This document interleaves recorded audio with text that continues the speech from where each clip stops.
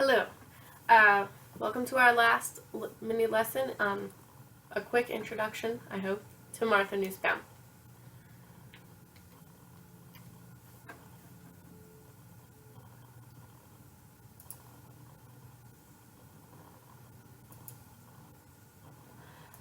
So, in this lecture, I'm going to introduce Martha Nussbaum, who is the first living philosopher that we will read, and the only one that we will read this class. I'm going to introduce the text that we'll be reading. I'm going to explain the context in which it's written and some of its goals. I'm going to discuss the structure of Nussbaum's argument. She frames her main argument in a series of objections and responses. So I'm going to discuss that main argument and how she uses the objections and responses to defend that argument. I'm also going to talk to you about how you can find or locate her picture of the good life within her argument of the reading. We're going to talk about some of the philosophical influences on her picture of the good life, and this will turn out to be quite a bit of review because you have read most of her philosophical influences, or at least many of the main ones in this class. And then finally, I'm going to introduce some technical terms that she's going to use in her chapter. I recommend that you jot these down, or maybe take a picture of this slide or something, so that when you come across these terms in the reading, you can recall their meaning. Okay, so Martha Nussbaum was born in 1947, and she is still going today. She actually came to SAU in 2006 to give a talk about her capabilities, approach, and disability. So many of our students got to meet her when she came. She currently works as the Ernst Freund Distinguished Service Professor of Law and Ethics at the University of Chicago, where she is jointly appointed in the School of Law and the Philosophy Department. In addition to being a professor at many universities, she was also a research advisor at the World Institute for Development Economics Research in Helsinki, which is part of the United Nations University, and she held this position from 1986 to 1993.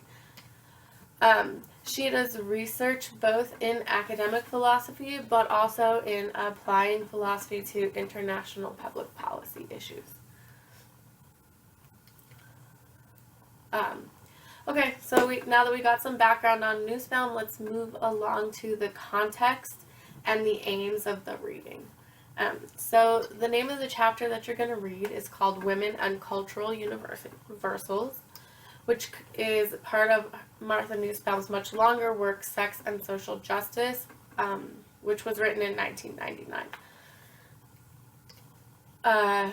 One of the goals of this book is that not just to be an abstract sort of philosophical theory of justice, but rather to offer an approach to real-world public policy and planning and decision-making, an approach that she and others who espouse it work to use to shape public policy. The argument in Sex and Social Justice is based around the idea that the goal of public policy and planning ought to be to increase the well-being or quality of life for all individuals worldwide, including and especially women. The emphasis in this text on women is not because she assumes that men are bad or that women's lives are more important or valuable than men's lives. Rather, she emphasizes that historically and across cultures, tradition and custom have not generally valued women's lives and well-being as highly as they have men's. Even at the time when she was writing this text, this lesser valuing of women's lives was observable. Nussbaum cites the 1996 Human Development Report that states, In no country in the world is women's quality of life equal to that of men, according to a complex measure that includes life expectancy, educational attainment, and gross domestic product per capita.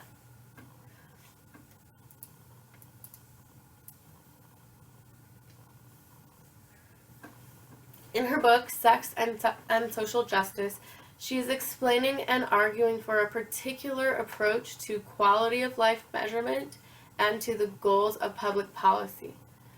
This approach is called the capabilities approach, which she describes in very general terms as an approach to quality of life measurement and the goals of public policy holds that we focus on the questions, what are the people of this group or country in question actually able to do and be? In the chapter that you are assigned to read, Women and Cultural Universals, she begins, so this is kind of the structure of the chapter here a little bit, she begins by briefly comparing the quality of men's lives to women's lives throughout the world. And she does so using both specific sort of anecdotal, real women's stories and statistical data. After comparing women's quality of life to men's, she compares her approach to quality of life measurement and public policy making, the capabilities approach, to other approaches to measuring the quality of life and determining public policy goals. And of course, she sort of argues why her approach is a good approach along the way. She then notes that any approach that seeks to use an objective measure of quality of life across countries and cultures, but especially her approach, the capabilities approach, raises the question of cultural universals. Remember that the capabilities approach measures quality of life and directs public policy aims in terms of what people are actually able to do and be. So Nussbaum acknowledges, once we begin asking how people are actually functioning, we cannot avoid focusing on some components of lives and not others, some abilities to act and not others, seeing some capabilities and functions as more central, more at the core of human life than others. We cannot help having an account, even if partial and highly general account, of what functions of the human being are the most worth the care and attention of public planning the world over. So as you can tell from the name of this chapter, the question of whether or not there are cultural universals, that is, whether or not there are components of human well-being that are essential to the well-being of people across cultures, such that if any life lacks one of these components, it will fail to be a good human life. So, let me try to say that again. Are there some things, some essential functions or capabilities, which if somebody lacks them, their life fails to be a fully human life? And these things would be the same for all people across all cultures. Okay. So now that we have a general sense of the context and aims of the reading assignment, let's take a look at the structure of the argument in the chapter and discuss how Nussbaum's picture of the good life emerges out of her argument that there are cultural universals, essential goods for any picture of a human good life. Let's start with her main thesis, or the conclusion of her chapter. And this thesis is pretty detailed and has a few parts. All of these parts are related in some way to this question of cultural universals. So the first part of her thesis is against cultural relativists and anti-universalists. Contrary to what cultural relativists and anti-universalists argue, there are certain essential components of human well-being, or the human good, that are universal across cultures. That's the first part of her thesis. The second part of her thesis is to say that these essential components are the specifically human functions, and granting every individual the capacity to exercise these human functions, if they choose to, is the proper goal of all public policy and planning.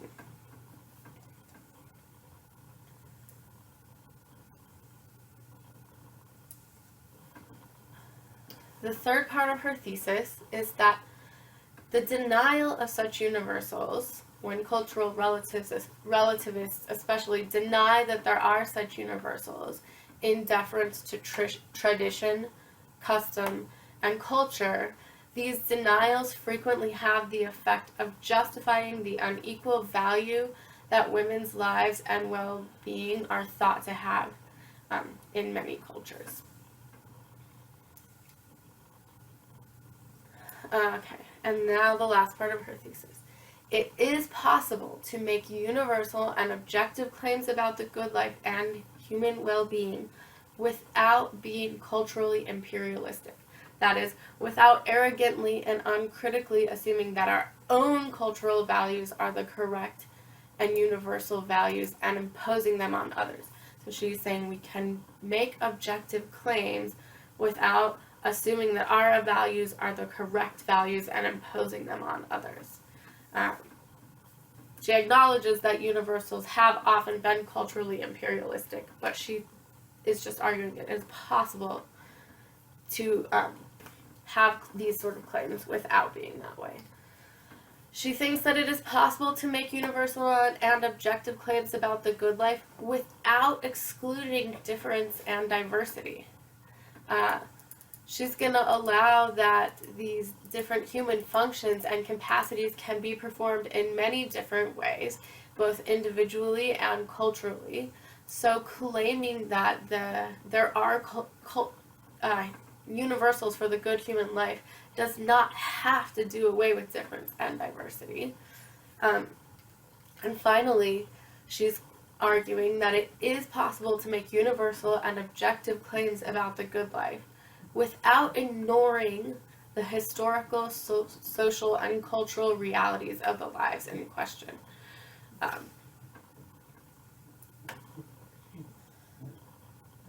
Let me read the thesis again, just quickly, because there's a lot there. I'll give you some time to absorb it. Contrary to what cultural relativists and anti-universalists argue, there are certain essential components of human well-being, or the human good, that are universal across cultures. These essential components are specifically human functions, and granting every individual the capacity to exercise these functions if they choose to is the proper goal of all public policy and planning. Denial of such universals in deference to tradition, custom, and culture frequently has the effect of justifying the unequal value women's lives and well-being have in many cultures.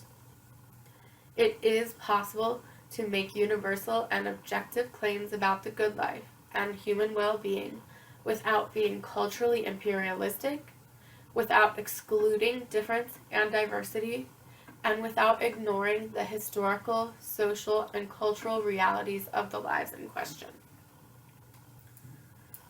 Okay, and I know even as you're looking at this thesis, some of you are thinking, no, cultural relativism is true, or subjectivism is true. You hold the views that Nussbaum is arguing against. So you're going to have a point of disagreement with her. But when you go to make objections to her claims that there are cultural universals, it's not going to be enough just to say you disagree with her, you think it's relative. Statements of disagreement are one thing, but they're not the same as objections. To form an objection, you need to understand her argument and the reasoning she uses to support her claims that there are human universals, and that all of these parts of her thesis, she argues for them. What are her arguments? How does she support them with reasoning? Can you find a fallacy or flaw in her reasoning?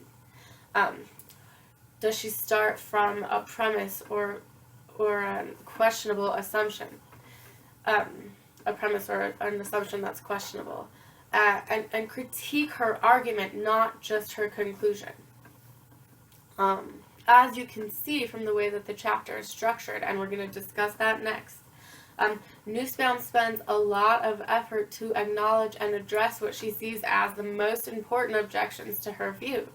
So when you're formulating your own objections, make sure you look to see whether or not she has offered a response to your objection in the reading. And if she has, then develop your objection in a way that acknowledges the response that she's already given to it, and say why you think that response is inadequate in some way. Okay. So let's look at the structure of the argument. So let me walk you through the structure of her argument and the chapter a bit.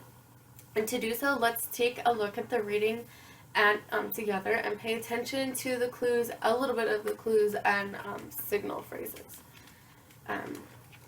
Section headings in this one are a big clue to how her argument is organized and what the main argument is. So the first section heading is a matter of survival. And this section functions as a kind of a prelude to her argument. This section here. She doesn't really get into her main argument in that first section. No. But instead, she sort of raises the context of the issue. So,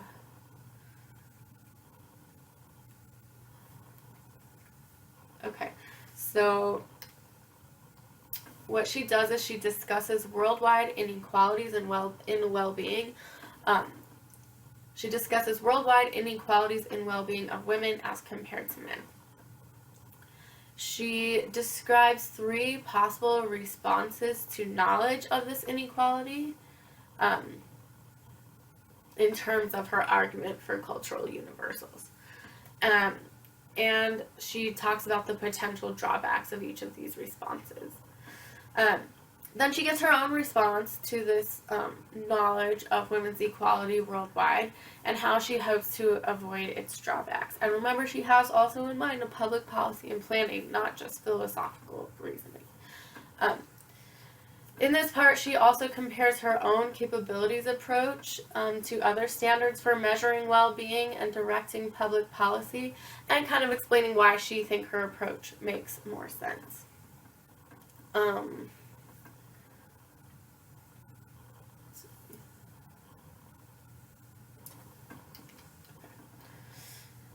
So we can look at the next section heading, and right here, anti-universalist conversations. So already with that section heading, you can tell that she's raising the point of view, discussing the point of view of the people who disagree with her position, because she's going to have conversationalists with anti-universalists, or she's going to discuss conversations that she's had with anti-universalists. And so she does that in that section. And so as she has these anti-universalist conversations, she recounts conversations that she's actually had or that she's observed at conferences about human rights and welfare and public policy, and she explains why she thinks that these conversations contain kind of weak arguments against universalism. Because these people who are proponents of cultural relativism, she thinks, have unsophisticated concepts of culture, tradition, or custom. And so then she proposes what she thinks is a more sophisticated concept of culture. And thinks that once this concept of culture is adopted, the universalist arguments that she recounts in this section don't work as well. Okay, so let's have a look back to our reading, and that section isn't that long. And now she says, and let's have a look before we even look at this. Let's see.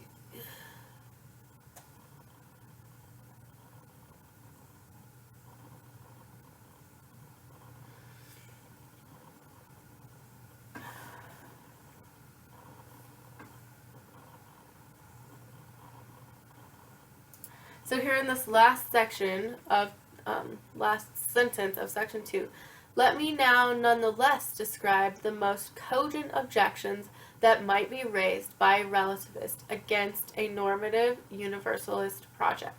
So in this previous section, she's explaining some of the weaker, she thinks, arguments to the universalist position, but she uses them to help her develop a concept of culture that she thinks is more sophisticated than theirs.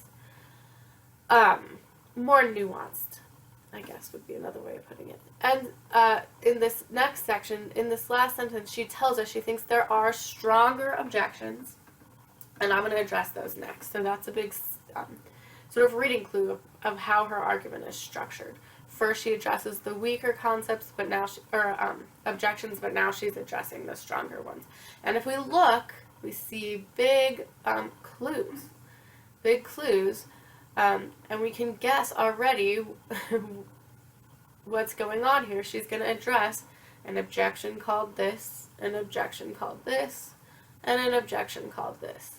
And we can see before we get to any of these that she has something to say at the introduction, and in that part she introduces a sort of bigger picture objection and then dismisses it as a way, not dismisses it, but explains how she answers it by specifying her question. Okay, let me say that a little more clearly.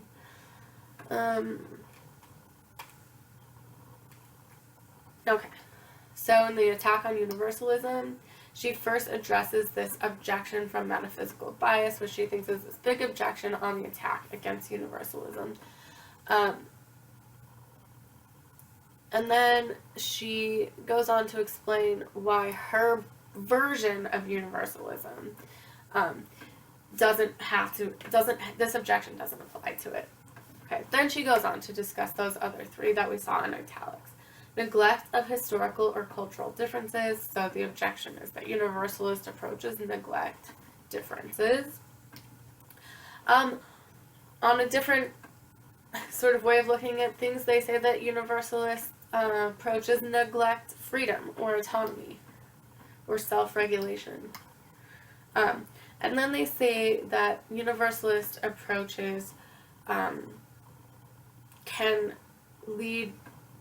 have preferential application. So what that means is, like, if we say this is what makes somebody human, and then we deny that part of the population has that quality, then we can use universals to sort of exclude a certain part of the human population from the class of truly human.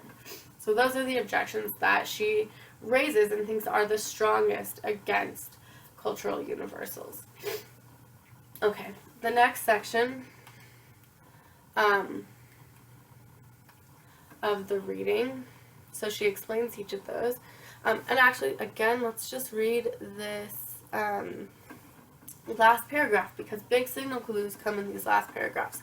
She's sort of telling you how, the roadmap to her argument in the last paragraph. So each of these objections has some merit. Many universal conceptions of the human being have been insular and arrogant ways and neglectful of all differences among cultures and ways of life.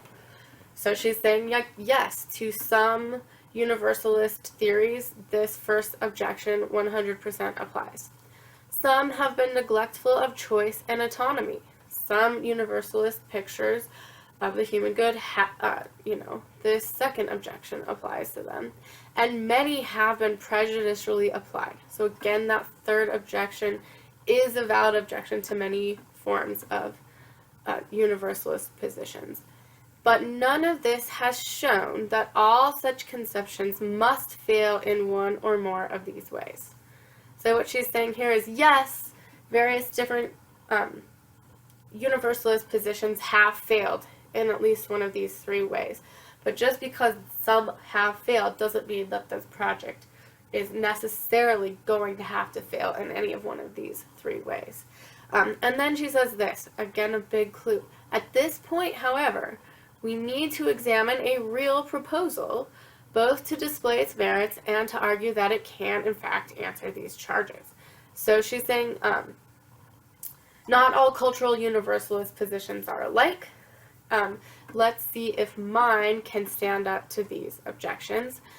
So let me give you my conception of the human being, and of course, how that conception of the human being leads to some universalist claims about human well-being or the good human life. Okay, so let's try to move along a bit. This section, a conception of human well-being, the central capabilities. She's explaining her concept of a human person. She's describing her procedure. This part is kind of interesting. Describing her procedure for how she gets this account of the human. She explains how she comes to it. She describes and argues for her picture of the human good, and she does that based on her account of the human being, or human nature. And then she relates her universalist picture of the human good to her concerns with public policy and planning. So if this is the human good, then let's talk about how that connects with the types of public policy and planning decisions we make, globally speaking. She says, relating her picture of the human good to the public policy and planning portion, she's aiming to put forward something that people from many different traditions, which many different fuller conceptions of the good, with many different fuller conceptions of the good, can agree on as the necessary basis for pursuing the good life. So here she's saying she thinks that her picture of the good life can help with international public policy and planning, global public policy and planning, because what she's aiming to do here is put forth a conception of the good that's general, and general enough that people from many different traditions can agree on as what is just the necessary basis for pursuing the good life, but that they can add to this in many different ways. Okay. So back to our essay. Let's scan this page. Okay. You could definitely see this central human functional capabilities standing out here. Reading through those might give you a pretty good idea of some of the goods that play a role in her picture of the good life. Do we need to look at this? I don't think that one's giving us any major context clues. Okay. Capability as goal. Let's see. Anything?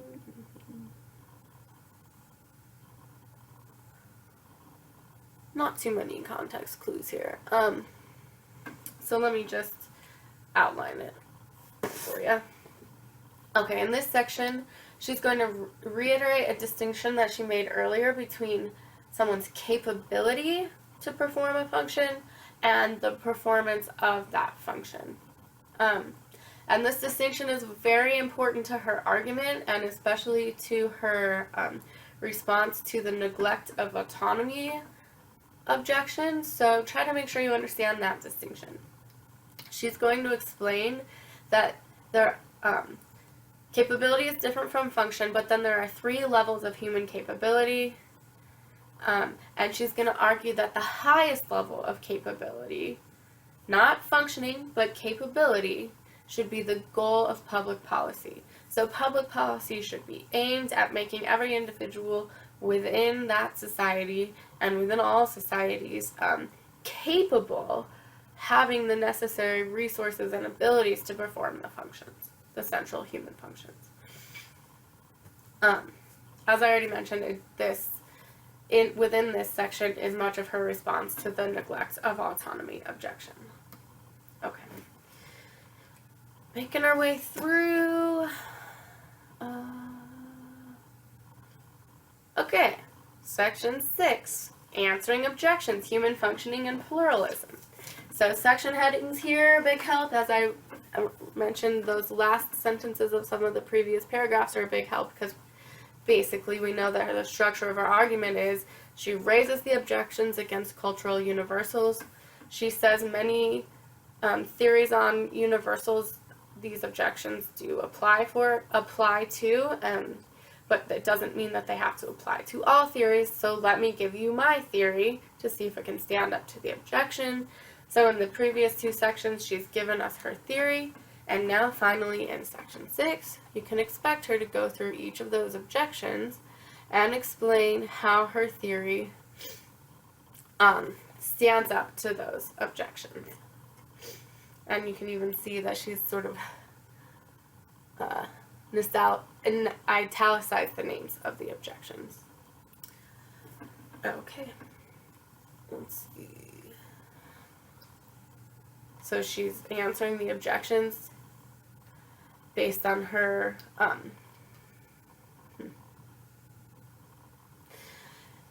yeah, that's the name. Human functioning and pluralism. She answers each of the objections. Okay. And then she has this last section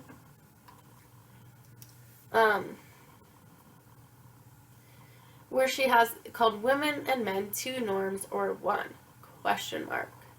And let's just read the first sentence. But should there be a single norm of human functioning for men and women? Or should there be 2 different norms for the functioning of men and women?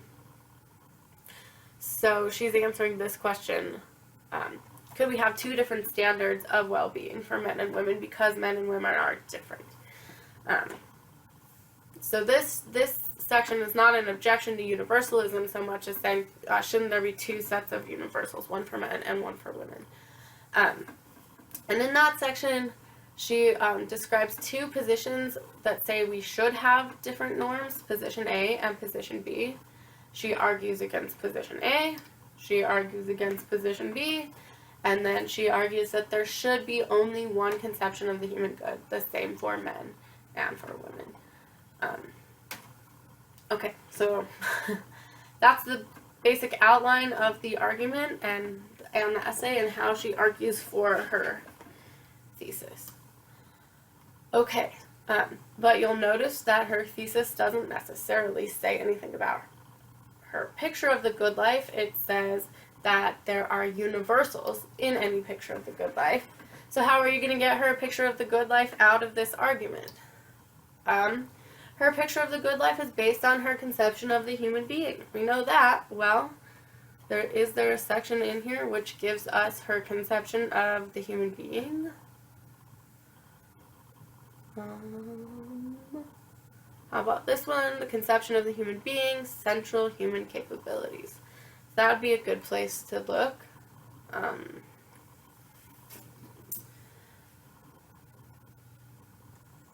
But to really understand what she says in that section and to get the fullest explanation, you'll need to also understand her objections and responses for and against cultural relativism. Because these objections and responses are going to help her further clarify her own essential and further define her own essential and valuable goods. And you'll probably also get some of her rationale for why this good is so valuable in those sections. But so basically you'll have to, but basically you'll have to glean her picture of the good life from her overall argument. It's there. Philosophical background and influences. You should probably already be hearing Aristotle all over the place just from hearing all of this discussion of functions. The idea of human functioning and human activities, and in particular Aristotle's emphasis on uniquely human forms of functioning and activities. Martha Nussbaum, that's highly there in her picture of the good life. She differs from Aristotle in that she has a much more broad list of the specifically human functions. For her, it's not all just study or life of rational virtue. She has a much broader list of what it means to have specifically human functions.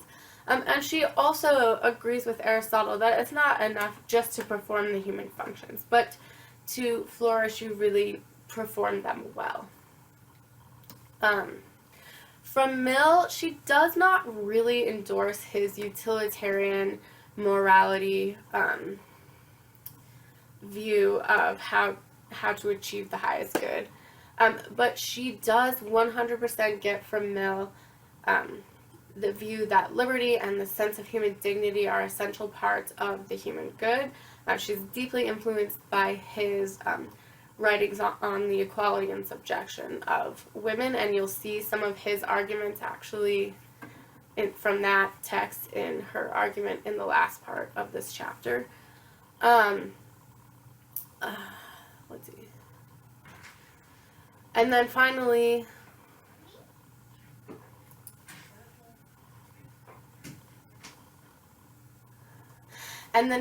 Kant is there also all over the place, though maybe a slightly harder for you to see. Kant's emphasis on practical reason. That is our ability to reason about what is right and good, to figure out the moral thing for ourselves, and to not only know what the right and good thing is to do, but to will ourselves to do it, is part of what makes human beings have absolute worth. And for Martha Nussbaum, this idea of practical reason and the absolute worth of every individual, it plays a central role in her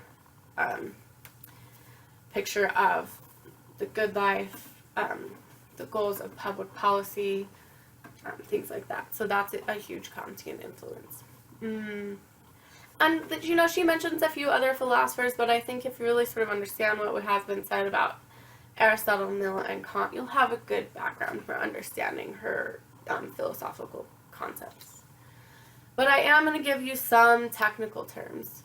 First, colonialism, which is sort of like the practice of domination, which involves the subjugation of one people to another. And like in colonialism, imperialism, a policy or ideology of extending a nation's rule over foreign nations. And in this text, she's not so much concerned with militaristic imperialism, but cultural imperialism, which is this idea of a more powerful culture through economic measures, international public policy, aid work, etc., imposes their own cultural values on the weaker civilizations. So any work that claims to be universalist about the human good and which also is meant to direct public policy is likely going to be charged with being culturally imperialistic. So that term comes up. Liberalism, or the Western liberal ideal. So I want to talk about this because if you see the word liberalism in this text, I don't want you to think that she means the liberals versus conservatives of like the current American political discourse. She's not really referring to left-leaning or right-dealing political ideologies. In fact, this idea of liberalism or the Western liberal ideal, the left and right-leaning forces sort of latch hold of different parts of that ideal in different ways. It is the ideal that is somewhat, maybe essentially, at the core of Western democratic ideas. And this ideal states that, in some way, liberty is a primordial political value. That freedom is, maximizing freedom in some way is the goal of political policy. Each person is to have an equal right to the most extensive system of equal basic liberty compatible with a similar system for all is a good way of explaining this idea by philosopher John Rawls. This is a liberal philosopher that Nussbaum often references in the text because she's, in the one hand, operating within his tradition, but on the other hand, sort of critiquing it from within. So she's critiquing from within the liberal tradition. Okay. The liberal tradition is also committed to the idea that legitimate government requires the consent of the governed, an idea put forth by John Locke, among others, in the 1700s. And then the liberal ideal consists of the equality of all in the eyes of the law.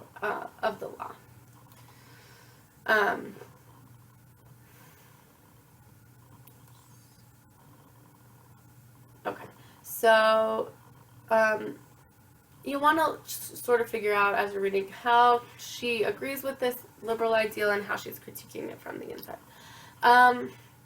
Next vocabulary word, normative. So you might think normative just means like the cultural standards of, gender roles or something like that, which is not at all what normative means in this context. Not really. Instead, normative in this context means like objective moral standards that are meant to guide right and wrong conduct, standards for determining what we ought to do, morally speaking. Normative ethics seeks to identify what these standards are and really avoids cultural relativism or subjectivism that deny universal or objectively valid moral standards. So when she uses the word normative, she's not talking about a cultural norm, but an objective sort of ethical standard. Autonomy, from the Greek, literally means self-rule. For Kant, autonomy, our ability to rule ourselves according to the moral law of reason, the ability to act freely from our inclinations and to direct our will outside of our animal desires towards something higher is part of what makes human beings so of absolute worth. So autonomy plays a central role, and it has this Kantian background. Okay, I think I skipped one. Did I skip it? I did. Okay. Economics terms are also part of this text because, again, Nussbaum is working in an approach that other researchers are working on, the capabilities approach, and one of these other main researchers and proponents of the capabilities approach is Amartya Sen, who is an economist by training, and so a lot of the capabilities approach is developed specifically in consideration of economic systems and structures and things like that. So we need to have some economics terms. I must have accidentally deleted this slide, but the first one, GDP, gross domestic product, it's basically the sum economic total of all goods and services created and produced by a society over a particular time. And then, so GDP and GDP per capita, you divide the GDP by the number of individuals in the society, and that is supposed to tell you sort of how each individual in the society is doing by the gross domestic product per capita. You'll see that Nussbaum is pretty suspicious of the idea that the GDP per capita is a good measure of well-being. The next technical term from economics is preference endogeneity and preference exogeneity, and I'm not an economist. I'm not going to give you a complicated explanation of these ideas or how they play a role in economic theory, but I do want to talk about them a little bit because this idea of preference endogeneity is walking around in the background of a lot of Nussbaum's arguments. So preference endogeneity is developed sort of against the idea of preference exogeneity. So the latter says personal preferences are developed independent of the laws, traditions, and institutions. So this one sort of tells us that what people want, or this view supposes that what people want is not so much determined by the laws, traditions, and institutions of their society, versus preference endogeneity, that personal preferences are created by the traditions and institutions of society. And this idea that what we want, what we perceive as good, are created by the traditions and institutions of our society sort of plays a big role and is operating in the background of a lot of her argument. Okay. I am done. So I will say goodbye for now.